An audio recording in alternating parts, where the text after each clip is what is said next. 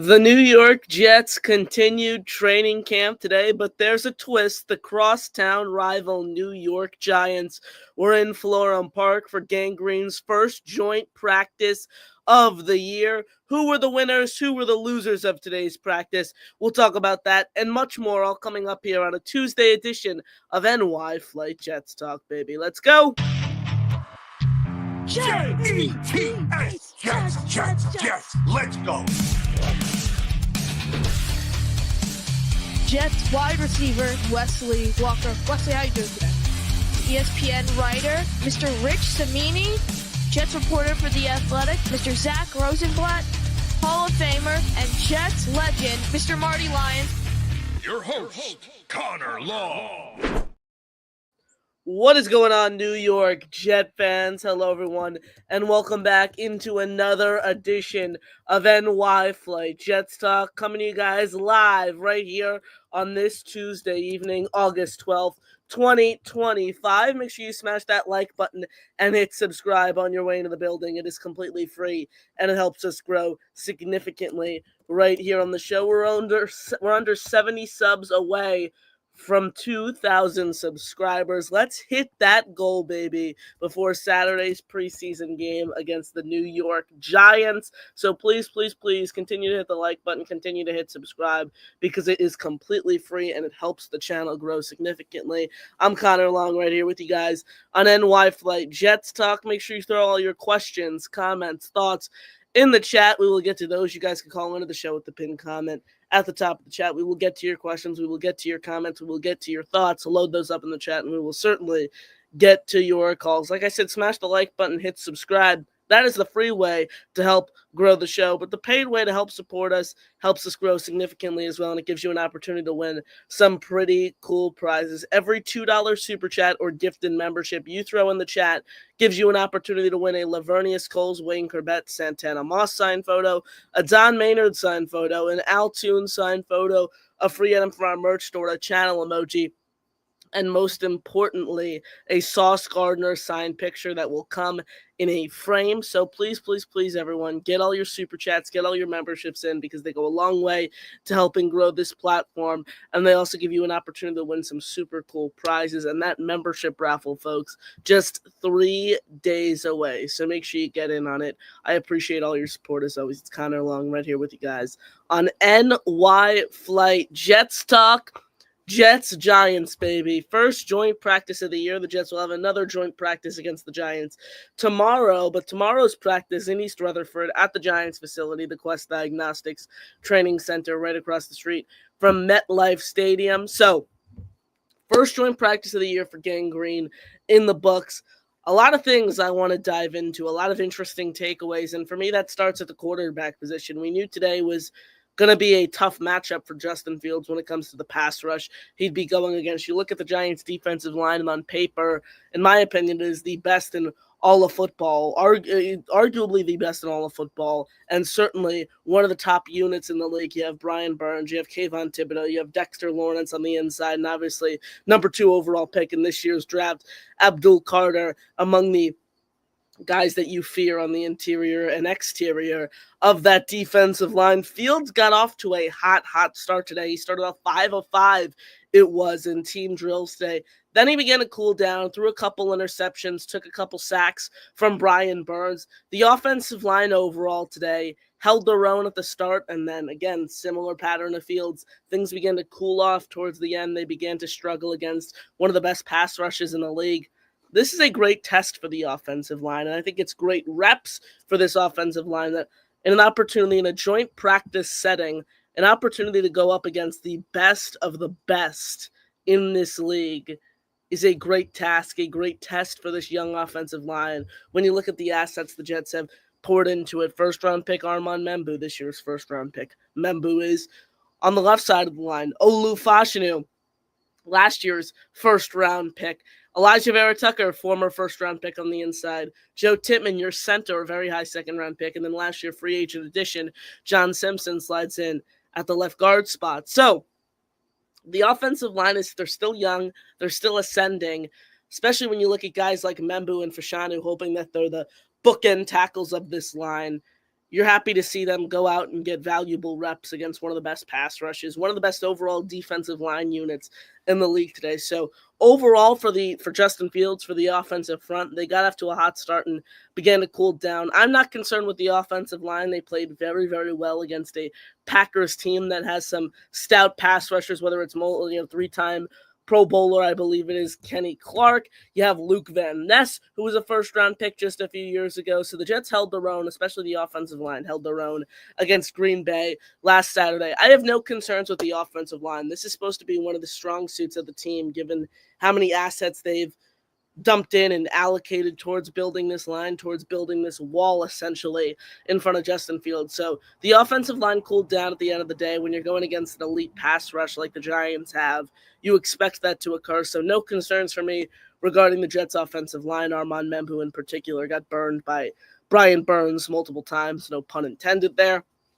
So offensive line, do not be concerned, folks. Do not be concerned that they didn't stick out and weren't the best unit in a joint practice in Florham Park against the Giants. This team still has 2 preseason games left. The first preseason game of the year against the Giants, they were just fine. The Packers, they were more than just fine. They were able to hold their own. They were able to make plays. They were able to protect Justin Fields in a successful concerns with this offensive line.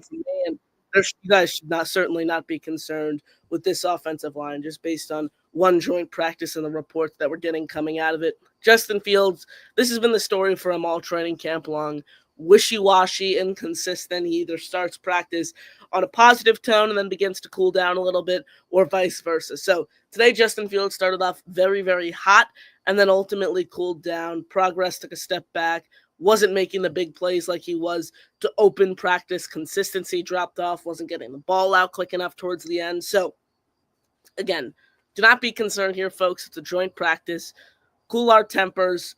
Don't worry about the offensive line. Don't worry about Justin Fields struggling again. This is one of the best pass rushes in the league. This is one of the best defensive lines in the league. Heck, one of the best defensive units as a whole in the league. So do not be concerned from what we are hearing out of Florham Park today with the joint practice, especially up front with the offensive line and then the quarterback position with Justin Fields. Someone who went down at the quarterback position today, Brady Cook, UDFA out of Missouri, limped off the field with which appeared to be an ankle injury. Aaron Glenn telling reporters following practice it's just fine. So Jets avoid what could have been a big blow. Not, Cook as the player. He's a UDFA. I'm personally a big Brady Cook fan. But the fact that Tyrod Taylor is out now for multiple weeks with a knee injury, he's going to miss the preseason. So it looks like the Jets dodged a bullet here with Cook, because if Cook was to miss significant time or time in general, the Jets would have had to add another quarterback, just given the fact that Adrian Martinez and Justin Fields would be the only 2 active quarterbacks on this team's depth chart. So it looks like the Jets dodged a bullet with Cook. I spoke about Tyrod Taylor there.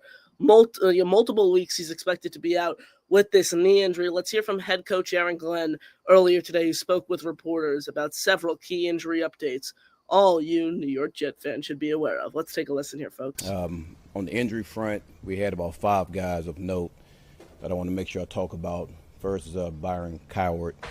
He has an ankle injury. He did that in the endo. AZ trying to break up a pass. He fell on the shoulder. Folks, I am so sorry there. I clicked the wrong clip from Aaron Glenn talking about injuries. I had it in my section right there. I'm so sorry. I clicked the wrong button. Here's Aaron Glenn today talking about the injuries you should be aware of today. I am so sorry about that, Jet fans. So Tyra had a procedure, which we all know. He's still going through his protocol as far as his rehab. So we'll see exactly where he is in the next couple of weeks. I don't think he'll be playing in the preseason, but hopefully he'll be ready for week 1. Lazard has a shoulder. I think it's about 2 weeks for him. So we'll see where his situation is going into week 1. That's Aaron Glenn telling reporters following today's joint practice the latest injury updates that everyone should be aware of regarding the Jets. So Tyrod Taylor set to miss multiple weeks, a knee injury. There was a procedure done on that knee. Glenn later confirmed to the media. So looks like a pretty significant knee injury for Taylor, and someone who's getting up there in age. He's 35 years old currently. At that age, when you're approaching the 40s, when you're in your mid-30s, your mobility suddenly, starts to decrease year by year. So this could be a significant injury for Tyrod Taylor. I'm not saying he's not going to be the same backup quarterback because of this injury. He's not going to be Mr. Old Reliable still, but this is an injury that, you know, if there's a setback or two, the Jets might need to add another quarterback, whether that's, trying to trade for a guy like Jameis Winston, who's currently with the Giants, or trading for Kenny Pickett or one of the, 8,000 quarterbacks that the Cleveland Browns have. If there's a setback regarding this injury, the Jets might have to do something, because I'll tell you right now, with the way that Justin Fields plays, the brand of football that he plays, putting his body on the line, playing and play out, I don't feel comfortable entering a game with Adrian Martinez as my backup quarterback. So if there's some sudden surprise regarding Tyrod Taylor's injury status and there's a setback or something of that nature, the Jets may need to make a roster move and potentially look to add another backup quarterback, because this is an injury that could turn significant, again, if there is a setback or two. Tyrod suffered this injury about a week and a half ago. This is the first real update that we've gotten from Glenn, so at least there's that. At least that's that step in the right direction, and Glenn at least is able to identify this injury and tell reporters what it is, and we're still not in that phase. So good to hear that there's an update at least. However, saying that you hope he's ready for week one is not the most positive update that you'd want out of your backup quarterback, when Justin Fields is your starting quarterback and plays very mobile, gets out of the pocket, makes plays with his legs, takes off a lot, relies on his legs a lot. So it's not the most promising thing to hear that Tyrod Taylor, they're hoping that he will be ready for week one against the Pittsburgh Steelers. Someone who's been activated, someone who is off of the PUP list, the physically unable to perform list, is Jermaine Johnson after tearing his Achilles in week 2 of the 2024 season. He's back on the practice field after being activated yesterday, and he spoke to the media today. What's JJ's mentality coming back from the torn Achilles? One day at a time, says the FSU product.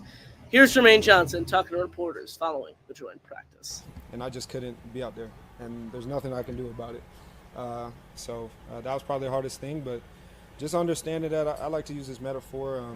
The journey, like being a mountain, and you're in the car and you got a highway going to it. A lot of guys kind of focus on the mountain. They're like, damn, that's a long road. It's going to take forever. But I just looking at the stripes on the ground pass, and just one stripe after the other, understanding that pretty soon I was going to reach the mountain. So pretty close. We'll be there soon, and I'm excited for it. I anticipate that Johnson will be ready for week one against the Pittsburgh Steelers. In what capacity?